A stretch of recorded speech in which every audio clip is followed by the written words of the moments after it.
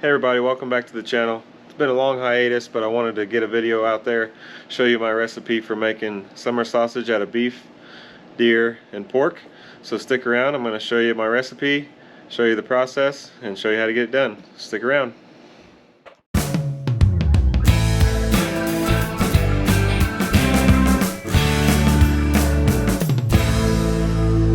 Today I'm going to walk you through the process of making summer sausage.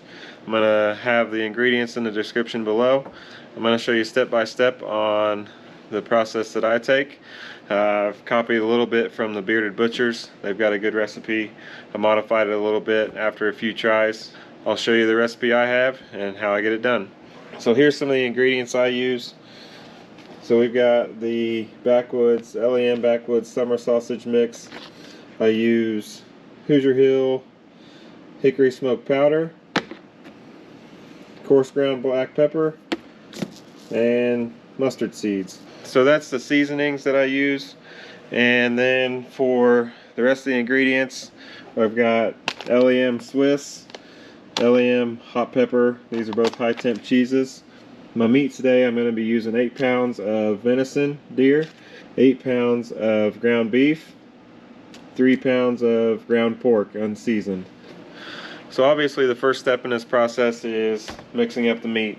So I'm going to get all these unpacked, get the blood and everything drained off of it, and put my gloves on, get it all mixed up before I start working the ingredients in. I want to make sure it's good and mixed up before we get started. So we'll get that unpacked, I'll get it in here, and then we'll start mixing it up, put the ingredients in. Alright, so what I got here is I got everything unwrapped. We got a total of 8 pounds of deer venison.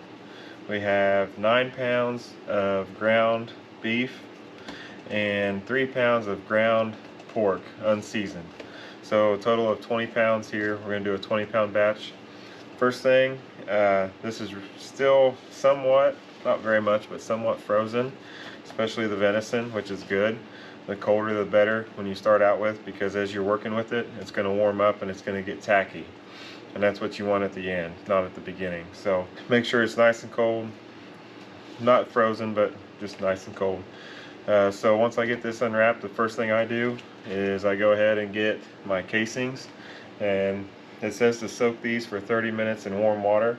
So I'm going to go ahead and do that. Alright, so soaking these, I just always think it's a good idea to get these started while you're mixing this. That way when you're done mixing, the casings will be ready to go. These are 1 pound casings from LEM, but I go ahead and soak about 25 just in case I bust one, or I keep them a little short of a pound each, so I'll have extras just in case, so we're ready to go. So the first thing I'm going to do is mix this up by hand, just get everything mixed in together, good and mixed up, making sure that everything's just well blended. Your hands will get pretty cold doing this, but you could use a meat mixer or some kind of attachment, but I just find it just as easy to use my hands, less cleanup when you're all said and done. So we'll get this mixed up. Alright, now we add the ingredients. So I'll have this in the description below, but we got our 20 pounds of meat, 2 bags of Hi-Temp cheese, so it's 1 bag per 10 pounds. So I got 2 bags here. The LEM Backwoods Summer Sausage Seasoning, and actually I found that using the recommended amount that's on the LEM bag seems to be a little bit too salty. So the LEM bag would normally call for what would end up being about 36 tablespoons, but I ended up bumping it down to about 26, which for easy math I just do 1 pound. So it's 1 pound of the LEM seasoning. It seems to kick down on the salt a little bit if you use a little less. Then we have 1 ounce of hickory smoked powder. I'm going to use 1 small container, which is 1.5 ounces of coarse. I use coarse ground black pepper. And then we're going to use 2.5 ounces, which is not quite a full container, of mustard seed. And then I'm going to dissolve 5 teaspoons of the cure salt from LEM in 20 ounces of water. So I figure on 1 ounce of water per 1 pound of meat. And then I dissolve the cure salt in that before I dump it in. So we will dissolve the cure salt.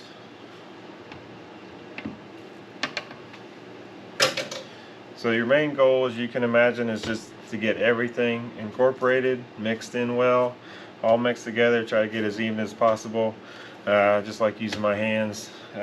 Just like I said before, I think it's just easier for cleanup.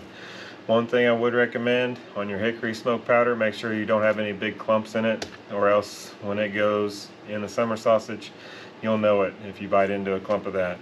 So make sure that's nice and fine before you dump it in. I'll go ahead and dump everything in. We'll get it mixed up, then we'll be on to the next step.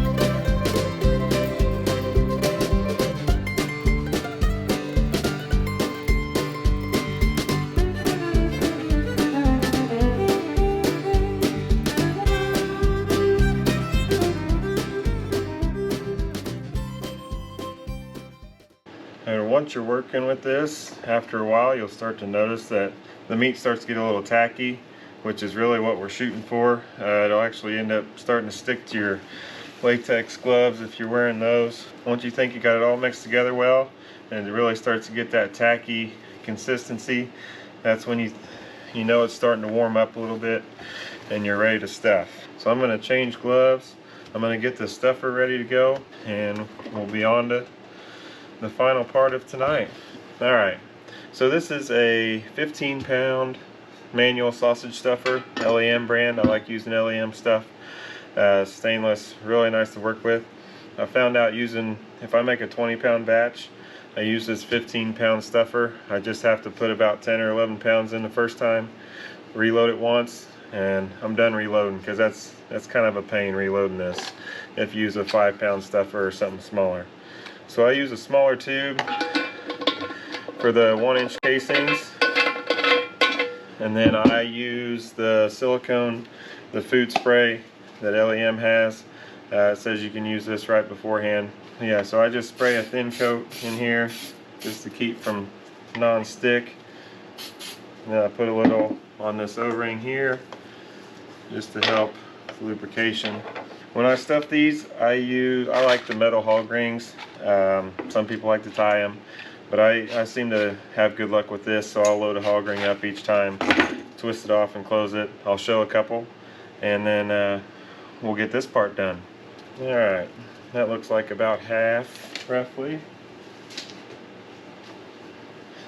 Get this out of my way. Load this up in here. I like to have the hog rings setting out ready to go. That way I can just reload after I do each one. Okay. This stuffer has a air release valve here. I will say one thing about this stuffer is you will end up getting some up through the sides. It's just something you can't avoid sometimes. But I'll get some coming through the tube.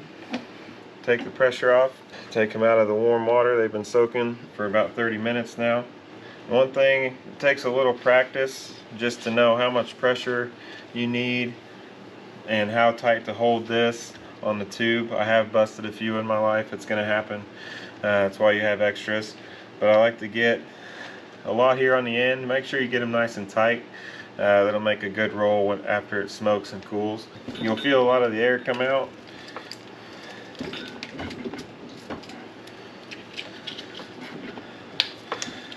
And it doesn't hurt to take the pressure off, and then make sure you have enough slack here on the end that you can twist. Have enough room to twist it all the way closed. Take your hog ring, get it on there tight. I like to just even it out a little bit. Set it to the side. We'll do another one here. Same thing. See, it's starting to come out here a little bit, so I'll put that in for the next batch. That's why you want to make sure you take pressure off of the handle when you switch rolls to a new roll. We'll do another one here. Make sure you get it nice.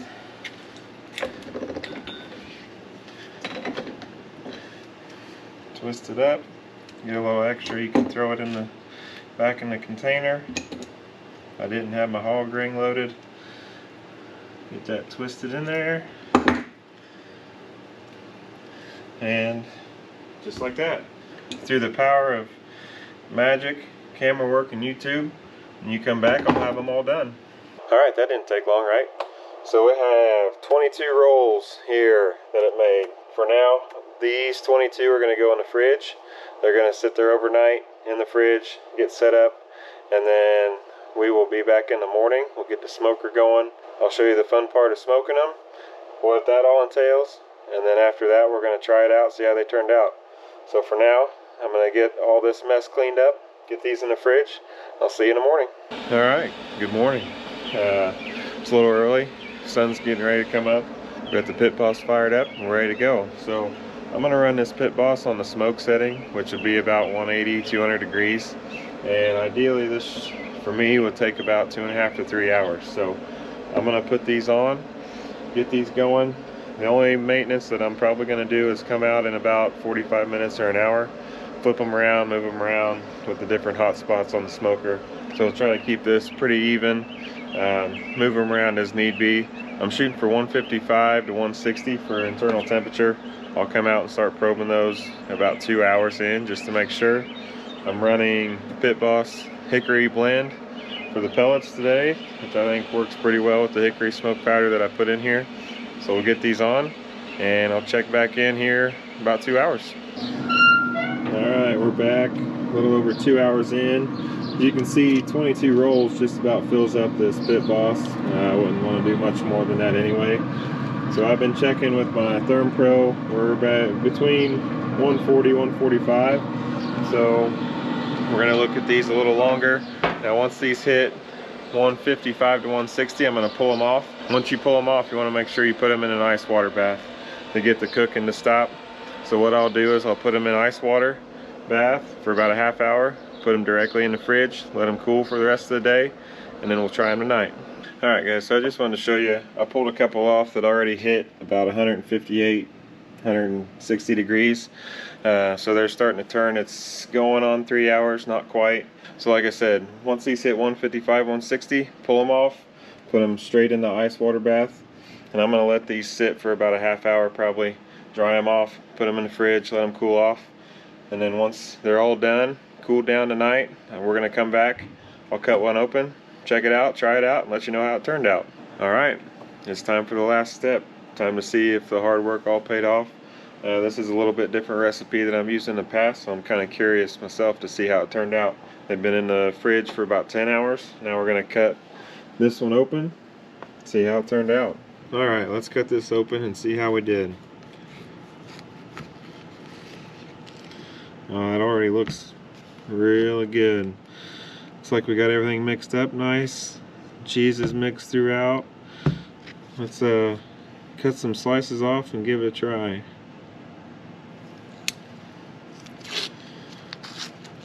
One good thing I already see is we don't have a lot of fat extraction that came out. I've seen that before. I like this. I don't see a lot of fat coming out of it. So let's cut off a few slices. Good and peppery. I added a little pepper from the last time, so I'm really anxious to see how this turned out. Alright, as you can see, got the cheese all throughout. Let's see how we did.